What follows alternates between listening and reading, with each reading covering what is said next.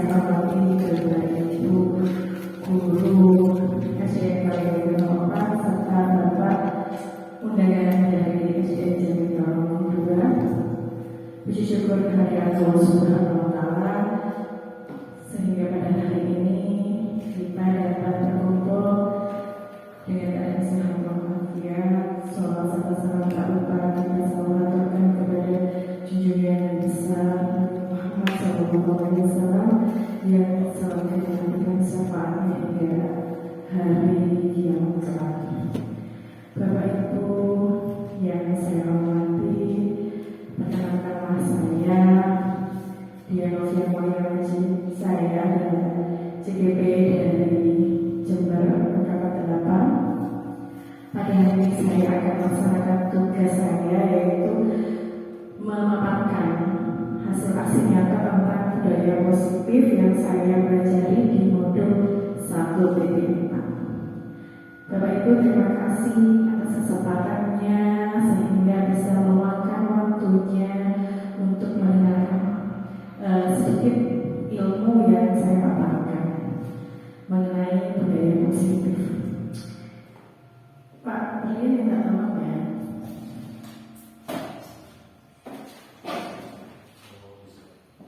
Ya. Langsung ke bawah saja. Oke.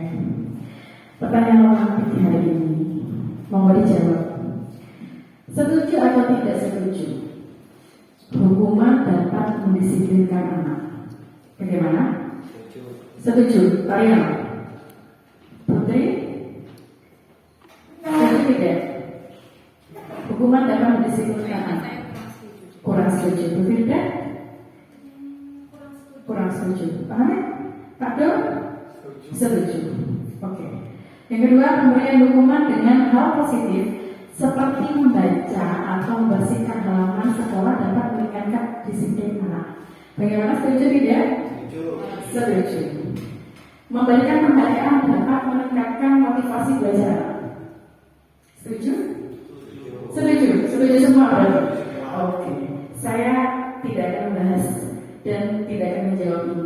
Nanti jawaban itu akan jenengan temui pada saat sesi paparan itu sudah selesai. Lanjut.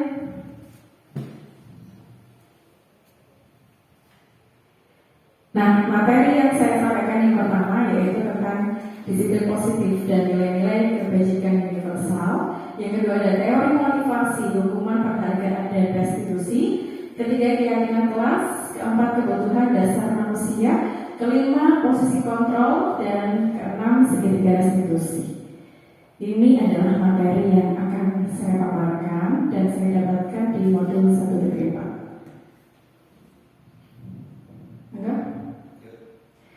Nah, materi yang pertama yaitu tentang disiplin positif dan nilai-nilai kebajikan. Perubahan paradigma teori kontrol. Ilusi kontrol. Yang pertama, ilusi guru mengontrol murid. Yang kedua, ilusi bahwa semua penguatan positif, efektif, dan bermanfaat. Yang ketiga, ilusi bahwa kritik dan membuat orang bersalah dapat menguatkan karakter. Yang terakhir, ilusi bahwa orang dewasa memiliki hak untuk memaksa. Lanjut, nah, menurut ilusi kontrol tersebut, kira-kira siapa sih sesungguhnya yang memiliki kontrol? Kita ada dua kategori. Yang pertama yaitu stimulus respon, yang berikutnya ada teori kontrol. Yang pertama, kita mencoba mengubah orang agar berpandangan sama dengan kita. Kenyataannya, padahal seharusnya menurut teori kontrol kita itu berusaha memahami pandangan orang lain tentang dunia. Perilaku buruk dilihat sebagai suatu kesalahan. Ini sering kita lakukan, bahwa anak salah, dia melakukan perilaku yang tidak baik, itu adalah merupakan kesalahan. Sering kita lakukan. Padahal semua perilaku itu pasti memiliki tujuan. Entah mereka melakukan kesalahan itu, entah itu adalah tujuannya baik untuk membela diri, ataukah memang buruk untuk hanya ingin usil kepada temannya. Seringkali kita melakukan hal yang stimulus respon. Selanjutnya, orang lain bisa mengontrol saya. Kenyataannya, hanya kita sendiri yang mengontrol diri kita sendiri. Jadi, yang berhak mengontrol diri itu bukan orang lain. Seringkali kita selalu mengontrol anak-anak, bahwa mereka itu mengontrol dari kita yang berhak mengontrol. Padahal mereka punya hak untuk mengontrol dirinya sendiri. Saya bisa mengontrol orang lain. Nah ini, sebetulnya Anda tidak bisa mengontrol orang lain. Pemaksaan ada pada saat bujukan gagal. Kolaborasi dan konsensus menciptakan pilihan-pilihan baru. Model berpikir menang kalah. Seharusnya model berpikir itu menang-menang. Begitu. Menang. Lalu, apa kaitannya dengan disiplin? Disiplin itu yang kita artikan adalah kita mentaati peraturan sesuai dengan aturan. Itu maka disiplin yang kita pahami selama ini. Padahal disiplin itu artinya belajar. Berasal dari bahasa disiplina. Disiplin diri membuat orang menggali potensinya menuju sebuah tujuan apa yang dihargai. Namun dalam budaya kita makna kata disiplin itu telah berubah menjadi sesuatu yang harus dilakukan. Sebagai kepatuhan cenderung dihubungkan dengan sesuatu ketidaknyamanan, bukan apa yang kita hargai atau mencapai tujuan mulia. Seringkali anak itu disuruh berdasarkan peraturan yang sudah ditetapkan, bukan berdasarkan apa yang mereka yakini, apa yang mereka hargai. Monggo.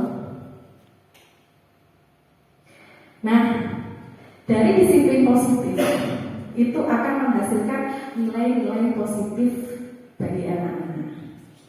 Seringkali peraturan yang mereka lakukan itu berdasarkan peraturan yang kita buat, sekolah buat, sehingga mereka melakukan berdasarkan apa yang mereka suruh.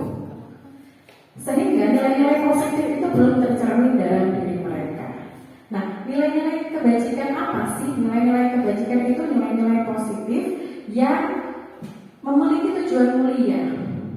Menurut Dr. William Glasser, setiap perilaku perbuatan itu memiliki suatu tujuan, Bapak Ibu. Seperti yang sudah saya paparkan, anak-anak melakukan kesalahan, mereka itu pasti mempunyai tujuan, entah itu baik, entah itu buruk. Setiap perilaku mereka itu pasti ada tujuannya. Nah, bagaimana perbuatan itu bisa dikaitkan dengan nilai kebajikan dari seseorang? Maka harus muncul motivasi dari dalam diri mereka. Nilai yang mereka yakini itu memang harus tergerak dari dalam diri.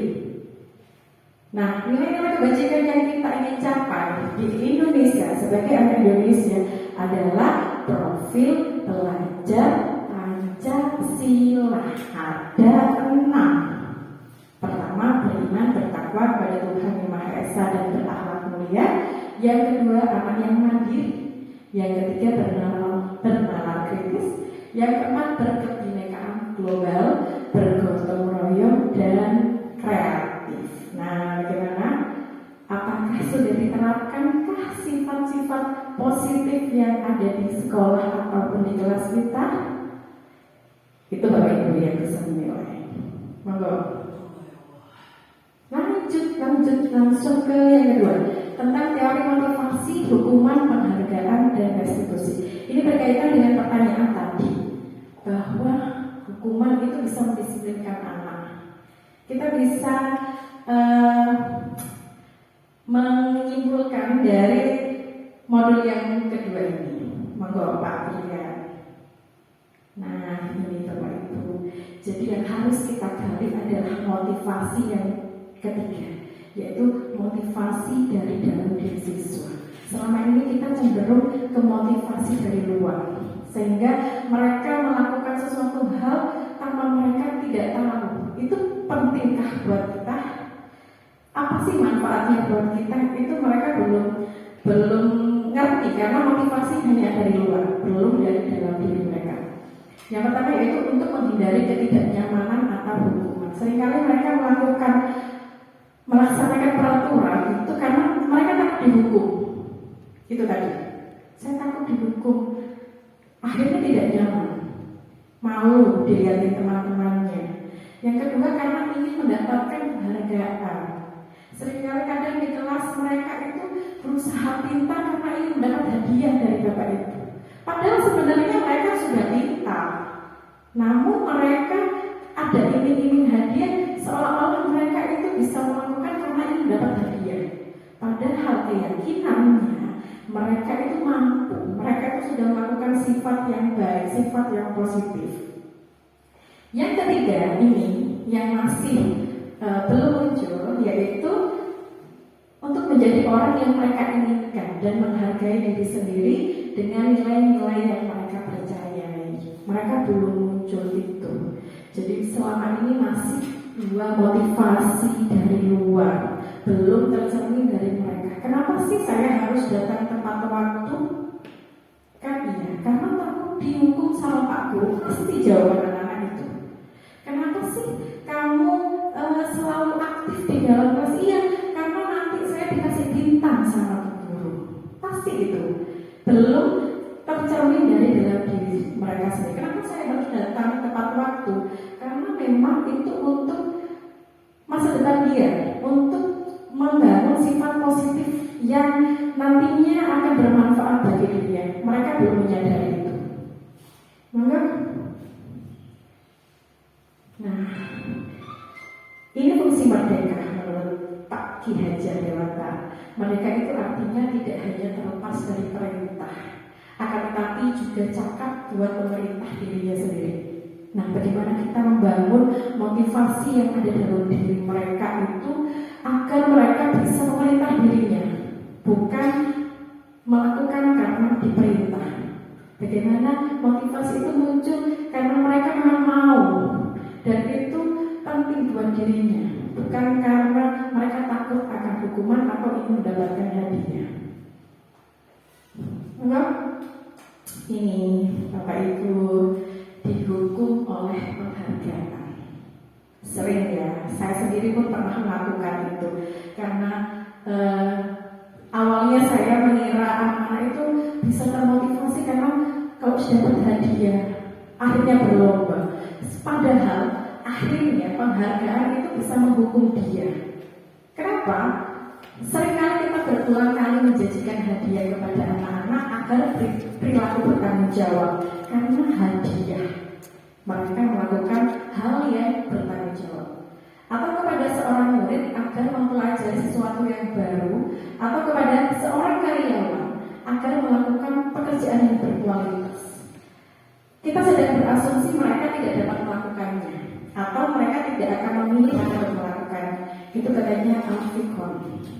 Jadi seringkali kita sendiri saja pun terkadang melakukan absensi setiap hari. Itu saya sendiri, ini refleksi buat saya. Memang hanya takut nanti gak absennya merah, ya kan? Jadi kita absen itu sebenarnya hanya takut merah, bukan karena itu memang kewajiban dan nilai yang harus kita yakini. Saya harus berwajib absen, bukan karena takut saya nanti dipanggil BKD atau dinas, bukan. Tapi bagaimana kita memunculkan hal yang kita lakukan itu berdasarkan yang kita yakini, karena itu bermanfaat buat kita. Ini penghargaan pengaruh jangka pendek dan jangka panjang. Nilai yang ingin kita munculkan itu pengaruhnya hanya di jangka pendek. Kalau anak-anak gak dapat hadiah, mungkin mereka gak ada hadiahnya, tak nyaman, tak ada hadiah. Pasti ada jawaban seperti itu. Penghargaan menghukum. Bagaimana penghargaan menghukum?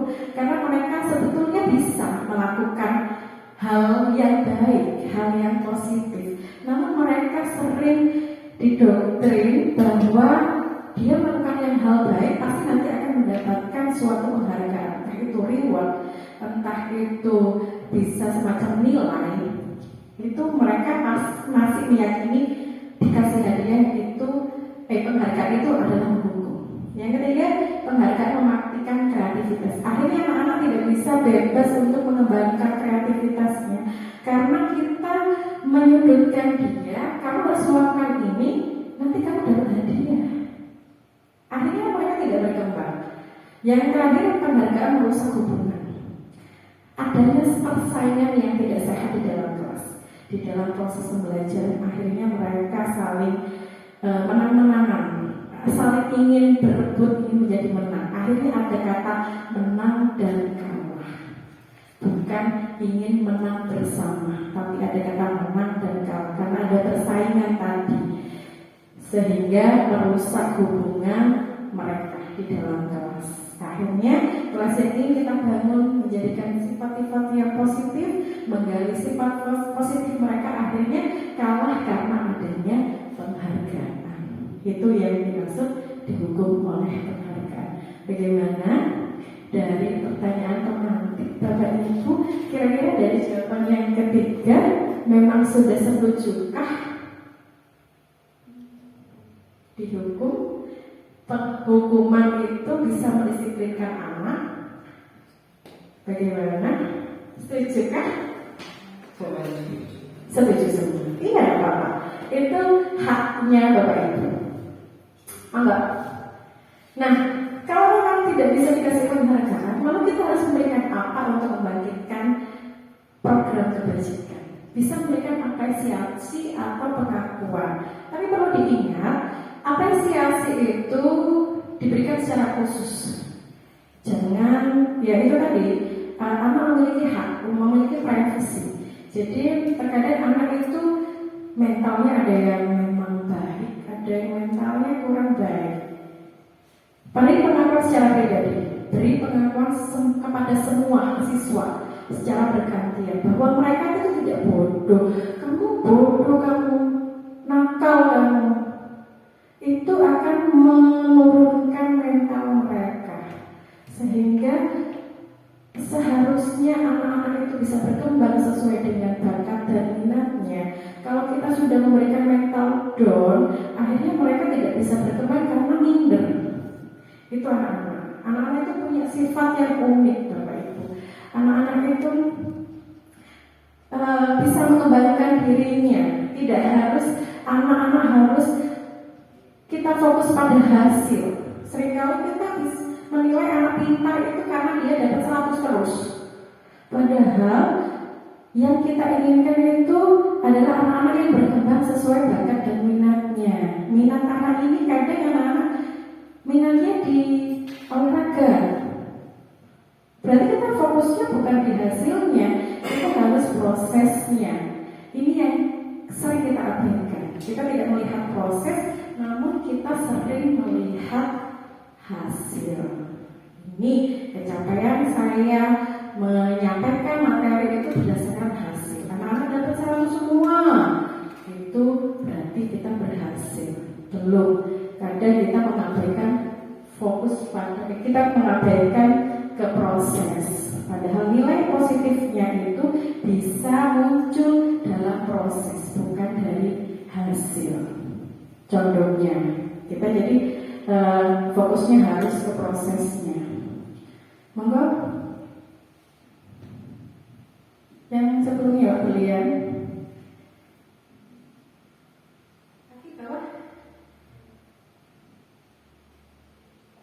Oke. Perbedaan hukuman konsekuensi dan restitusi. Hukuman bersifat tiba-tiba dan tidak terencana. Hukuman itu bisa berupa fisik maupun psikis. Murid disakiti oleh perbuatan dan perkataan. Nah, hukuman itu bersifat satu arah. Ada salah satu pihak pasti yang tersakiti, ya kan? Entah itu dari segi fisik, entah itu dari psikisnya anak. Itu hukuman.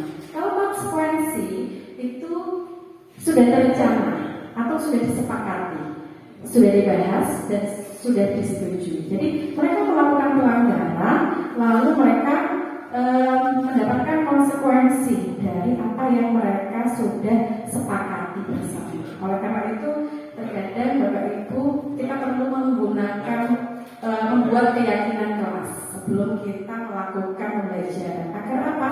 Agar mereka mengetahui nilai apa yang harus mereka lakukan, nilai apa yang harus muncul dari perbuatan yang mereka laksanakan. Terus ada yang ketiga, restitusi. Restitusi itu proses menciptakan kondisi bagi murid untuk memperbaiki kesalahan mereka, sehingga mereka bisa kembali pada kelompok mereka dengan karakter yang lebih kuat. Bagaimana untuk pelaksanaan restitusi? Nanti di bab terakhir itu ada bagaimana cara kita menggunakan langkah-langkah restitusi. Itu kita prosesnya kolaborasi.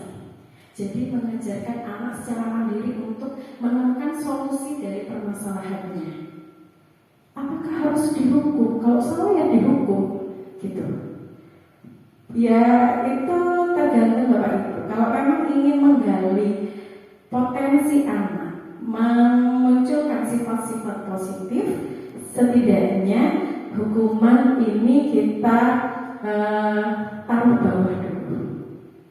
Bagaimana kita mengkolaborasikan kepada anak. Anak-anak memiliki hak untuk menyampaikan tujuannya.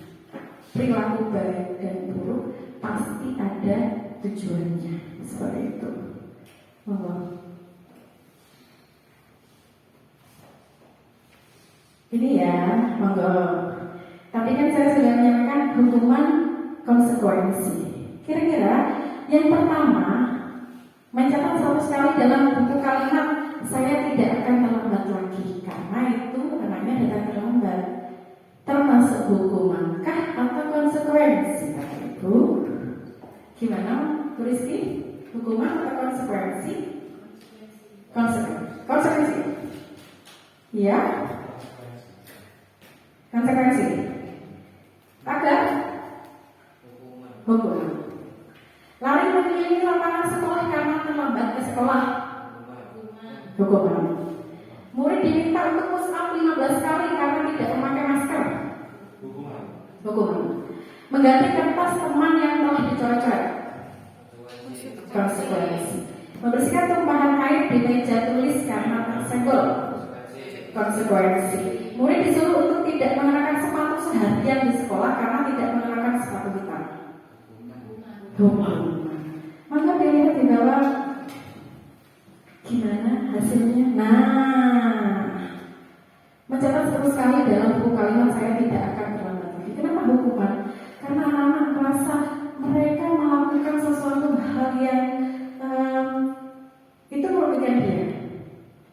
Tidak ada kesepakatannya, tidak ada konsekuensi.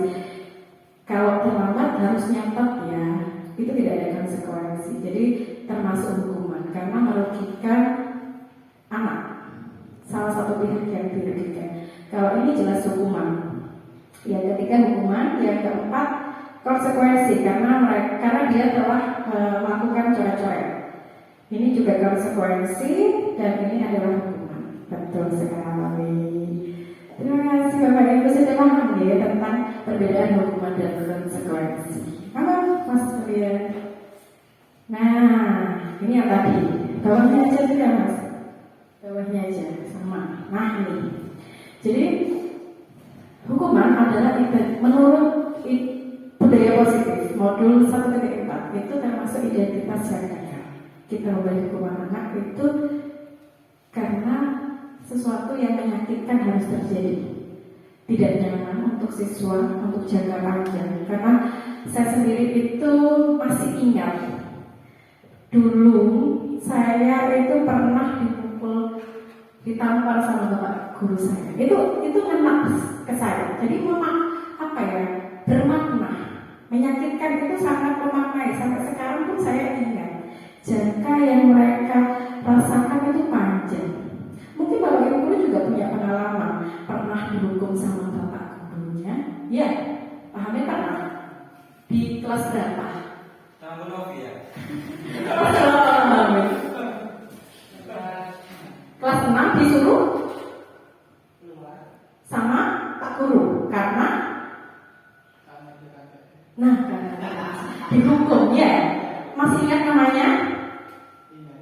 kasih, membekas Bapak Ibu. Lalu kalau anak-anak Bapak Ibu gurunya siapa yang di kelas itu menyenangkan, itu mereka ingat, ya kan? Tulis siapa bu guru atau pak guru yang menyenangkan selama di sekolah. Ada siapa? Namanya ingat, nyenengin, menyenangkan pembelajarannya. Iya, membekas. Hukuman yang diberikan ke anak-anak itu membekas sampai nanti kita sudah punya anak itu akan ingat. Saya sendiri ingat Pak Hamid ini, Pak Dul pernah, Pak Dul juga dengan umur segitu ingat ya Pak Dul ya, dihukum untuk gurunya. Oh, tetap. Apakah kita akan menjadi guru yang diingat karena kita memberikan hukuman? Mau di kejadian itu akan kita lakukan lagi kah? Dengan menghukum, pasti akan diingat dengan jangka panjang. Oleh karena itu kita harus merefleksi diri. Apakah dengan menghukum anak itu bisa berubah? Perilakunya pasif agresif meningkat. Anak semakin nakal itu ya diserangnya dihukum. Semakin nakal, tetap nakal terus. Tidak akan berjalan bila murid tidak takut. Kadang ada pak guru yang ditakuti sama anak. Saya sendiri kan gini, mereka udah takut sama saya. Itu ternyata saya salah. Kenapa kok harus takut sama saya? Oh, berarti saya itu memang tipe orang yang jahat berarti. Sampai mereka takut. Hantu berarti. Kenapa Pak? Hantu berarti. Nah ya itu, hantu berarti saya. Nah, kalau konsekuensi anak-anak itu memang sudah tahu. Oh iya, saya salah. Kalau saya tidak mengerjakan PR, pasti sama Pak Guru disuruh keluar. Karena mereka sudah tahu. Tidak nyaman, tapi jangkanya pendek. Karena mereka menyadari mereka melakukan kesalahan. Korban bisa diabaikan, murid anak dibuat tidak nyaman sejangka pendek. Lalu memerlukan hal seperti ini. Seperti ini sudah. Kalau restitusi Bapak Ibu Guru itu merupakan pilihan karena mereka mendapatkan solusi itu dari mereka sendiri. Jadi mereka mengetahui kesalahan karena mereka menyadari dia berbuat salah. Korban mendapat ganti, murid mendapatkan penguatan, masalah terpecahkan secara mandiri. Bagaimana penerapannya nanti di sesi terakhir. Enggak Pak Buyan. Lanjut ke keyakinan kelas. Ya itu tadi, untuk memunculkan budaya positif kita lakukan dengan kebiasaan yang mereka lakukan. Kenapa sih kok harus keyakinan? Kenapa tidak peraturan saja? Monggo, di sini ada pernyataan. Yang pertama, mengapa kita memiliki peraturan harus menggunakan helm? Kenapa Pak Yono harus pakai helm? Biar aman. Iya. Nah, biar aman. Nah, karena Pak Yono sudah yakin kalau Pak nggak pakai helm, nanti kalau kecelakaan ada dulu, gitu ya? Iya. Itu yang anak-anak belum punya rasa kesadaran diri dan keyakinan diri. Mereka melakukan peraturan itu untuk apa sih? Yang kedua, mengapa kita memiliki peraturan 3M? Pakai masker waktu itu ya, waktu COVID itu cuci tangan, menjaga jarak. Kenapa Pak Harun? Kalau harus pakai masker waktu COVID. Nah, karena sifatnya itu adalah kalau anak-anak kan nggak ngerti ketularan itu apa kan nggak tahu, karena mereka nggak yakin. Iya mau ketularan aja gitu, karena belum ada keyakinan dalam diri mereka. Yang ketiga, mengapa kita memiliki peraturan harus datang tepat waktu pada saat mengikuti pelatihan?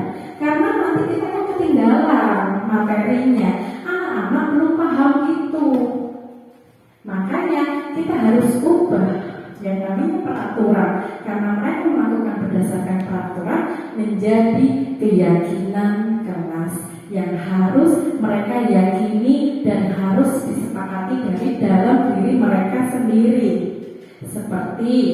Seperti kemarin di dalam kelas anak-anak, kira-kira kelas kita mau dibuat apa? Pasti anak-anak akan memiliki pendapat yang berbeda. Guru kalau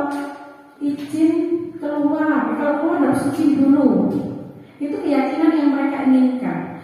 Kalau buang sampah harus di luar, buku di tempat sampah, bukan di dalam kelas. Itu keyakinan dalam diri. Nah, kita buat keyakinan mereka menjadi keyakinan kelas, bukan tata tertib kelas. Begitu. Bedanya peraturan dan keyakinan untuk mendukung motivasi yang ada di dalam mereka dan memunculkan sifat-sifat positif, yaitu nilai-nilai yang menggerakkan seseorang untuk mengikuti serangkaian dibandingkan mengikuti serangkaian peraturan.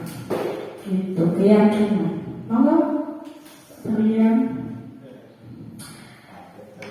Gitu, Bapak Ibu. Bagaimana dari sisi ketiga?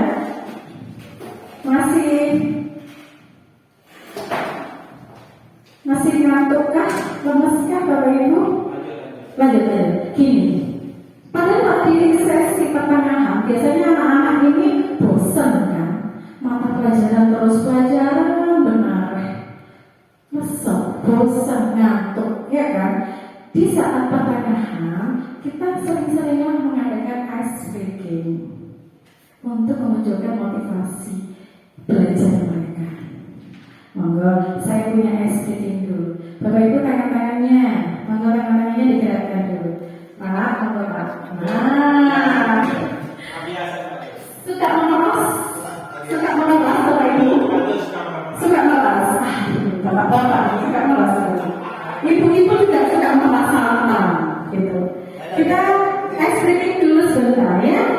Ya, buka, tutup, buka, tutup. Bertepuk tangan. Buka, tutup, buka, tutup. Tepuk tangan lagi. Digulung-gulung, digulung-gulung sambil tersenyum. Digulung-gulung, digulung-gulung sambil tertawa. Oke, iya, sedikit saja sedikitnya. Lanjut ke gimana Pak? Mati? Oh, lanjut ke kebutuhan dasar manusia. Kebutuhan dasar manusia ada 5. Ada kebutuhan bertahan hidup, ada kebutuhan kasih sayang, kebebasan, kesenangan, penguasaan. Anak-anak ini pasti memiliki kebutuhan yang beragam di dalam kelas. Monggo Pak Buya di bawahnya. Ini Bapak Ibu, bertahan hidup itu kebutuhan yang sifatnya fisiologis. Makanan, minuman, kesehatan, rumah, itu kebutuhan bertahan hidup. Anak-anak ini pasti punya di rumahnya. Ini yang mereka butuhkan. 4. Yang pertama kasih sayang dan merasa diterima. Kebutuhan hubungan dan koneksi sosial. Di kelas saya ada anak yang usil sekali. Ternyata setelah didekati, mereka membutuhkan ini. Kurang perhatian di rumah. Jadi ingin dapat perhatian dari bapak ibu gurunya. Akhirnya mengusili temannya. Ingin merasa diterima. Saya itu kepingin diakui, saya ingin diterima itu. Karena mereka kurang akan kebutuhan kasih sayang. Selanjutnya penguasaan. Nah, ini juga ada di kelas saya. Merasa ingin aku lebih pintar, aku lebih bisa daripada temanku. Itu ada yang muncul karena mereka ingin dianggap itu paling berharga di kelasnya. Yang ketiga kebebasan. Seringkali anak-anak itu ingin merasa bebas, ingin mau duduk sama siapa, bebas memilih teman duduknya. Karena kita kan paksa, kamu harus duduk sama ini. Padahal mereka, padahal saya ingin duduk sama ini. Akhirnya dalam pelajaran, akhirnya mengusir temannya. Itu karena mereka ingin mendapatkan kebutuhan kebebasan. Selanjutnya kesenangan. Nah, ini Pak Riano pintar sekali kan kesenangan. Iya. Iya benar. Kelihatan soalnya. Jadi Jadi anak-anak itu kadang bosan Bapak Ibu di dalam kelas. Mereka ingin senang-senang, mereka ingin belajar sambil bermain. Bagaimana cara menciptakan belajar sambil bermain? Nanti kita akan belajar bersama. Kemarin saya sudah sedikit ya berbagi tentang menciptakan permainan di pembelajaran. Bisa melewat layang-layang. Bisa lewat layang-layang Bapak Ibu. Main layang-layang itu bisa mencakup pelajaran apapun. Bahasa Indonesia bisa masuk, IPA-nya bisa masuk, olahraganya juga bisa, matematika bisa. Itu dari permainan. Monggo Pak. Yang belajar makayang suara. Itu susah ya. Nah ini kita sampai di posisi yang kelima, posisi kontrol. Ayo kita sama apa? Kontrol. Aduh saya soalnya agak takut diplesetkan. 5 posisi kontrol Bapak Ibu. Yang pertama adalah pendukung, pembuat rasa bersalah, teman, pemantau, manajer. Kira-kira kita ada di posisi mana ya? Monggo kita lihat perbedaannya masing-masing posisi. Monggo Pak. Kita di mana kita ini? Gak kelihatan ya? Saya bacakan saja. Posisi kontrol yang pertama adalah posisi penghukum. Ini biasanya dilakukan dengan gurunya sering nunjuk-nunjuk. Kamu ini gitu, menghardik, menyindir, lalu berkata seperti ini. Kalau kamu tidak melakukannya, awas ya kamu. Itu adalah posisi penghukum. Nah, ada nggak kira-kira posisi itu di Bapak Ibu? Jangan ya. Ada apa kabar? Oh, ada. Ada sendiri seperti itu. Ya, berarti penghukum. Lalu, bagaimana dengan hasilnya? Hasilnya ada nggak kelihatan? Hasilnya akhirnya anak itu berbohong, menyalahkan orang lain. Mending kok Pak, jangan kok gitu. Hasilnya. Lalu siswanya akan berkata, kabar boleh, biar sudah nanti juga marahnya sudah mereda sendiri. Akhirnya seperti itu. Lalu dampaknya melakukan kesalahan lagi. Nah Pak Akbar pasti marahnya cuma itu aja. Itu posisi penghukum. Posisi pembuat orang merasa bersalah. Biasanya Bapak Ibu itu mengucapkan gini, kamu seharusnya kan sudah tahu, ibu tuh lelah, capek, ibu tuh stres. Jadi nadanya itu sudah tidak marah, lebih ke melo, tapi bilang seharusnya ibu kecewa sama kamu tuh seharusnya nggak boleh seperti itu. Akhirnya anak yang diucapkan kata seperti itu akan luluh tapi karena mereka merasa disudutkan, merasa kalau iya sih saya salah, itu membuat rasa bersalah. Hasilnya mereka akan minta maaf, ya Bu maafkan saya, dan merasa rendah diri, minder akhirnya. Ke posisi kontrol yang berikutnya ada teman. Nah di teman ini biasanya Bapak Ibu mengatakan ayolah lakukan demi ibu. Masa kamu tidak mau lihat ibu? Apa ya? Ingat tidak ibu pernah. Oh ingat ya, kamu kan pernah dibantu sama ibu, gitu. Tenang ya. Kita yang bestie, gitu. Kita yang bestie namanya. Kita teman. Iya. Lalu anak-anak bagaimana? Akhirnya kita gantungan. Berbuku gitu. Ya bu, gitu. Akhirnya kita gantungan anaknya. Kalau nggak ada buku itu, nggak mau mereka belajar. Posisi pemantau. Nah ini posisi Bapak Ibu guru yang selalu membuat konsekuensi. Jadi apabila mereka mengatakan hal-hal yang tidak baik, nah kemarin Pak Guru sudah bilang apa konsekuensi dari kamu bilang kotor, ayo apa? Itu posisi pemantau. Nah ini posisi yang paling tinggi, posisi sebagai manajer, yaitu apa yang kita yakini, apa yang bisa kamu lakukan untuk memperbaiki masalah. Biasanya mengatakan hal-hal yang seperti itu. Biasanya lebih ke bisa menjadi posisi teman dan pemantau di posisi manajer itu. Jadi beliaunya bisa mengucapkan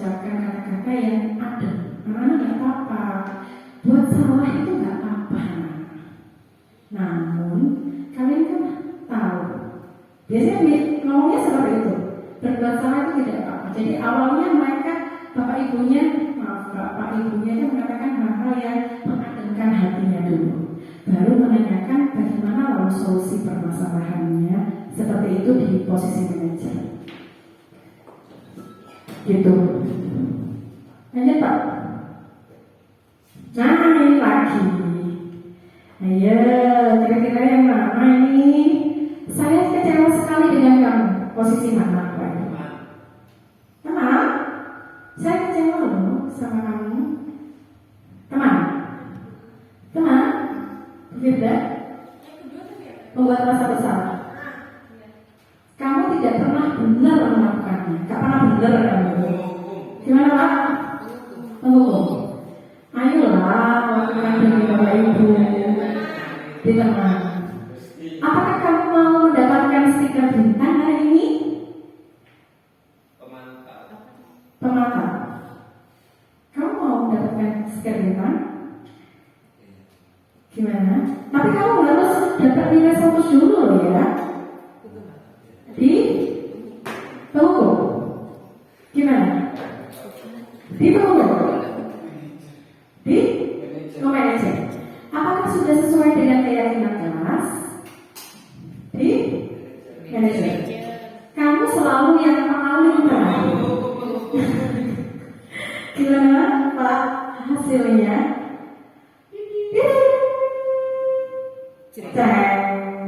Ini ya Pak Ibu.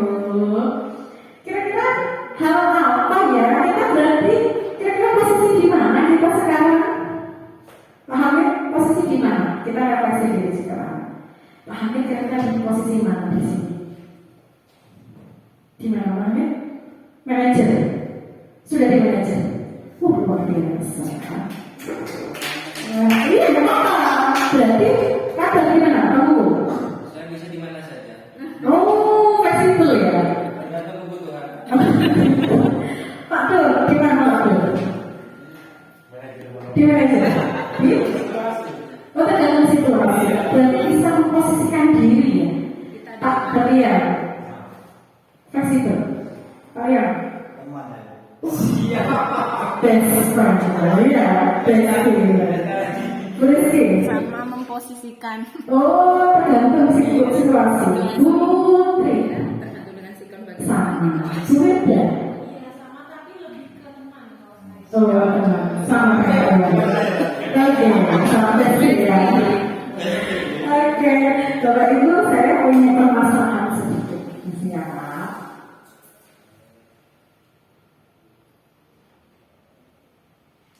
Nanti ke bawah ya Pak. Nah, saya punya salah satu contoh soal kasus lah. Sabrina itu datanya telat Bapak Ibu, buru-buru. Lalu sampai gerbang, sadar kalau sepatunya warnanya tidak hitam. Dan peraturan itu harus pakai sepatu warna hitam. Saat itu Pak Lukman melihat sepatunya Sabrina kok warnanya coklat. Lalu Sabrina menjelaskan bahwa dia terburu-buru. Pak Lukman menanyakan, apa peraturan sekolah tentang seragam warna sepatu? Sabrina menjawab, dia tahu kalau sepatunya harus pakai warna hitam, namun buru-buru dan salah mengenakan sepatu. Selain itu tidak mungkin dia balik lagi ke rumahnya karena jauh. Bawahnya Pak. Kenapa? Oh, belum, makasih. Lagi. Ya. Terus. Ada. Terus ini.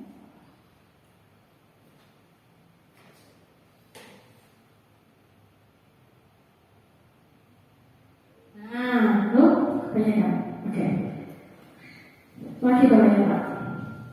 Nah, akhirnya Pak Lukman itu bersikeras pada peraturan yang berlaku. Ya sudah, kamu sudah melanggar, kamu salah. Sudah terlambat, salah pula sepatunya. Lalu Sabrina minta maaf, mohon ke Pak Lukman. Pak, minta maaf ya Pak, saya janji tidak akan mengulangi. Nah, Pak Lukman tidak mau tahu, enggak, pokoknya kamu melanggar peraturan, kamu salah, kamu ambil sepatumu di rumah, antarkan sepatu sekolahnya. Kalau memang tidak mau, ya sudah, kamu nggak usah pakai sepatu seharian. Akhirnya Sabrina nyopot sepatunya dengan berat hati, lalu memberikannya ke Pak Lukman, dan dia Sabrina seharian itu berkeliling, tidak berani berkeliling sekolah karena malu, dan lebih banyak berdiam diri tanpa alas kaki, alas sepatu. Bapak Ibu, kira-kira Pak Lukman itu posisinya sebagai apa? Menghukum. Ya. Kalau gimana mungkin? Iya. Gimana kalau pertama Kalau Pak? teman mungkin ya memberi Memaklumi ya. Jadi banyak. Iya. Iya kalau teman benar-benar luar biasa Pak. bisa itu kan? Iya, kalau teman benar pasti ya. Pasti. Iya betul. Nah, kalau kita sebagai manajer, apa yang harus dikatakan Pak Lukman Bapak Ibu? Gimana? Kalau sebagai manajer posisinya, Pak Lukman berkata apa kira-kira Bapak Ibu? Kalau posisinya Bapak Ibu sebagai manajer, bagaimana? Yang bertanya dulu alasannya kenapa itu? Nah, Kalau disiarkan kenapa? betul. Iya, benar. Itu kan?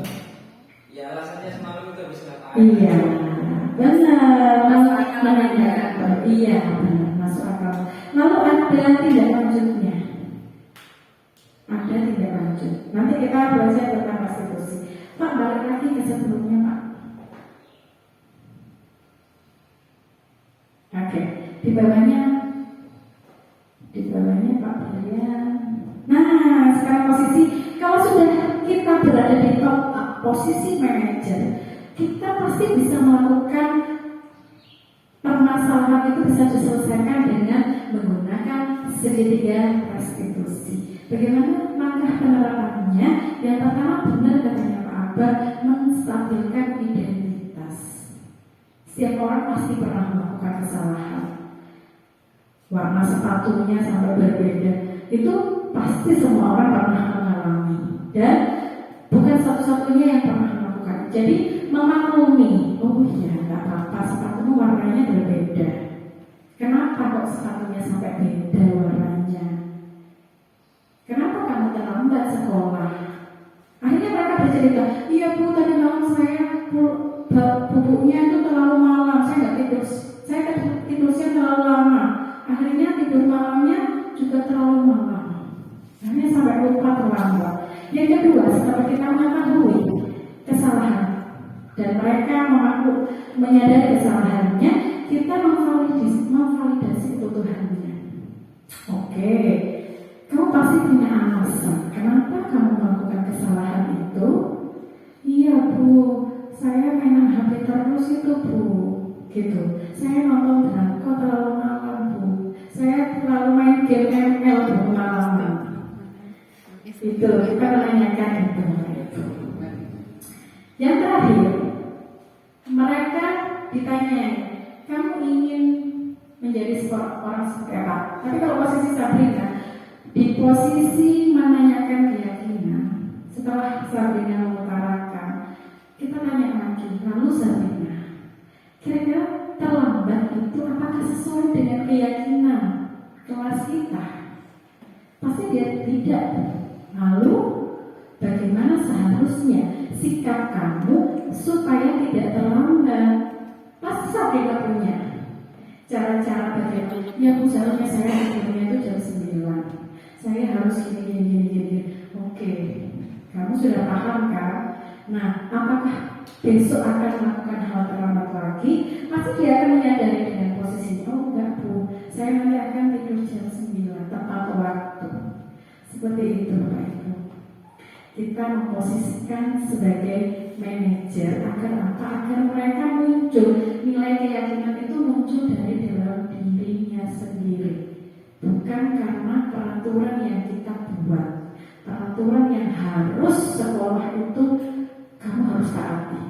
Tapi mereka melakukan hal, mereka meyakini karena mereka memang bermanfaat buat mereka.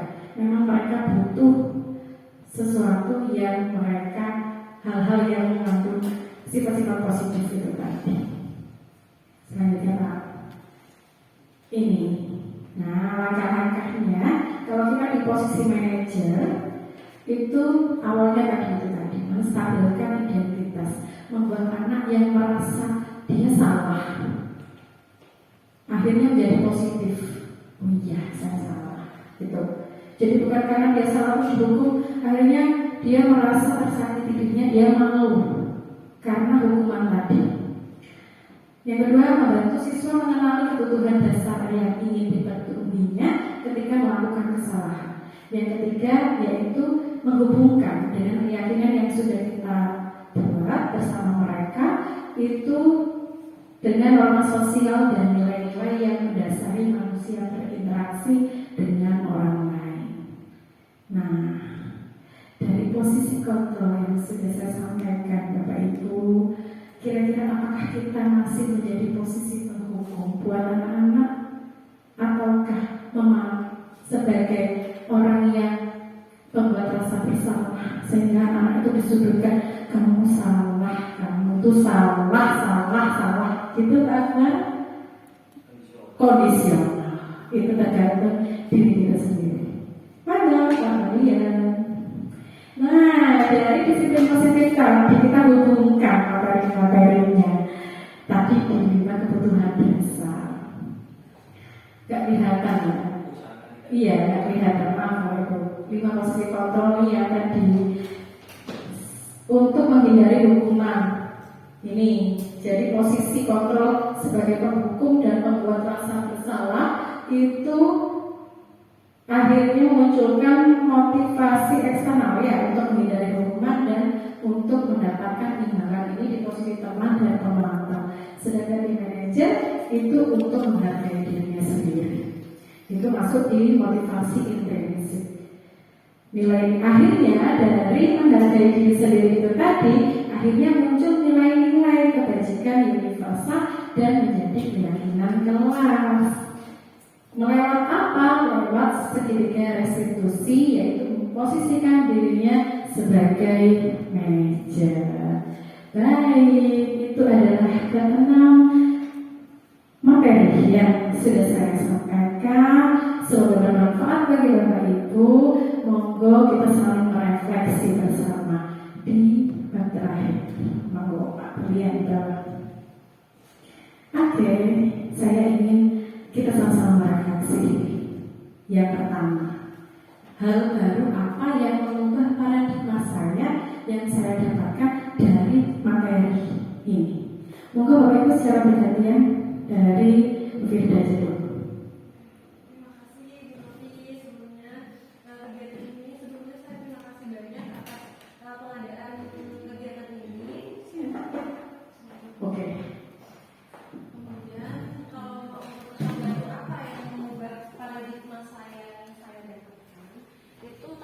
Tentang bagaimana menjadi guru yang baik, maksudnya menjadi guru yang tepat seperti itu.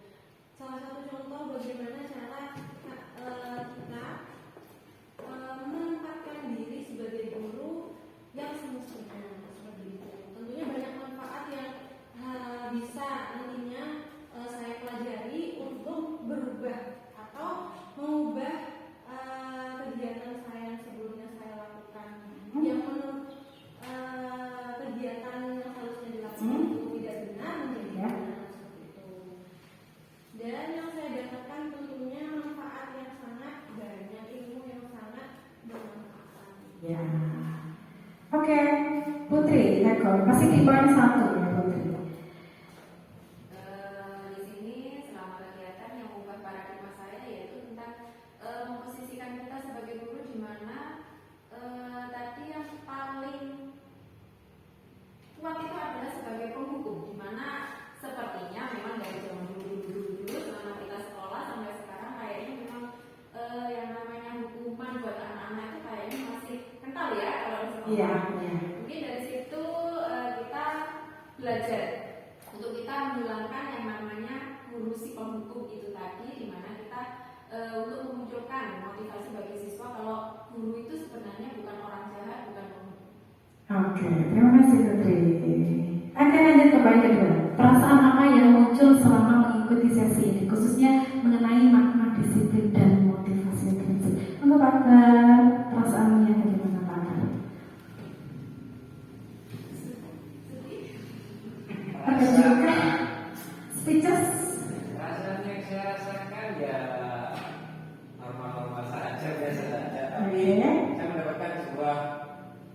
baru lah tentang bagaimana itu restitusi dan 5 posisi kontrol. 5 posisi kontrol lagi. Kurang lebih gitu. Pak Hamid, apa? Oh sama. Oke. Lanjut, pernah ngomong seperti apa yang saya telah lakukan selama mengikuti modul ini? Maka, Pak, ya. Peran seperti apa yang saya telah lakukan selama mengikuti modul ini? Perannya apa? Mungkin pernah di posisi mana jadinya? Kalau saya jujur mulai dulu, karena pengalaman saya kan di dua lembaga. Sebelumnya kan saya ngajar di MTS dan kalau di tingkat SD peran saya memang agak sama dengan Pak Yono tadi, di teman. Oh, di mana? Karena kenapa kok bilang seperti itu? Karena kita nggak bisa menyodorkan siswa itu ke kesalahan mereka, nggak bisa. Bisanya kita merangkul lebih. Tapi kalau saya di posisi di MTS, kan kita tahu posisi Contohnya ya Pak. anaknya usia di sana 12 sampai 14 tahun itu kita membentuk di situ. Dan kadang kita bentuknya ke kanan, mereka ke kiri. Iya. Kalau kita di posisinya ikut arusnya mereka terus, kita tidak bisa membentuk mereka. Tetap kita harus memaksa. Nah, makanya betul tadi teman-teman itu ngomong peran kita itu kalau bisa kondisional, tidak bisa di selalu di teman, kita manajer pun salah. Kalau bisa semua posisi dikuasai Pak. Oke, terima kasih Pak Maria. Semua posisi dikuasai Bapak Ibu. Tapi untuk itu kembali ke diri kita masing-masing ya, monggo. Dan apa yang kita lakukan itu pasti terbaik buat anak-anak, ya kan? Jadi dari paparan saya, monggo mana yang menurut Bapak Ibu itu yang memang saya harus jadi posisi sebagai teman, saya harus jadi posisi pemukul. Itu adalah kembali ke diri kita masing-masing, gitu. Karena yang tahu siswa itu adalah Bapak Ibu, ya kan? Tapi untuk menciptakan budaya positif, untuk menciptakan keyakinan dari diri mereka, seharusnya kita lebih menipiskan hukuman itu tadi. Jadi jangan terlalu tebal hukumannya itu, karena anak-anak itu memiliki hak untuk menjelaskan maksud dan tujuan mereka melakukan kesalahan. Sebenarnya posisi yang keempat, saya akan menjadi amok seperti apa ya setelah mengikuti modul ini? Putri lagi. Jadi apa Putri? Kalau saya pengennya berada di posisi yang dimana manajer. Kenapa di situ? Karena menurut saya itu merupakan sebuah posisi yang merangkul semua. Maksudnya itu bisa yang dari penghukum, dari apa tadi? Mantap. Dari salah di situ terkumpul dari satu di mana kita bisa melihat kondisi sehingga kita bisa menentukan langkah selanjutnya yang akan kita ambil. Apakah harus diberikan hukuman, apakah harus kita hanya sebagai teman saja atau bagaimana? Kalau saya seperti itu. Kita mungkin posisi siapa? Saya akan menjadi ngomong seperti apa setelah mengikuti modul ini? Menurut saya manajer karena kalau misal kita menjadi teman, tentunya bukan meremehkan, cuma lebih ke cuma Firda aja. Iya. Itu. Nah, kalau manajer kita juga bisa tahu bagaimana karakter orang ini. Gitu. Iya. Betul. Kemudian apabila merefleksikan diri sebagai manajer itu, kita tahu bagaimana nantinya. Ya. Lebih ke mendorong anaknya agar tidak mengulangi kesalahan berdasarkan keyakinan yang mereka yakini, berdasarkan kesadaran diri mereka. Iya, betul. Nah, terima kasih Bapak Ibu. Ibu. Semoga bermanfaat buat Bapak Ibu. Untuk sesi tanya jawab mungkin setelah ini. Oke, Pak. Oke, terima kasih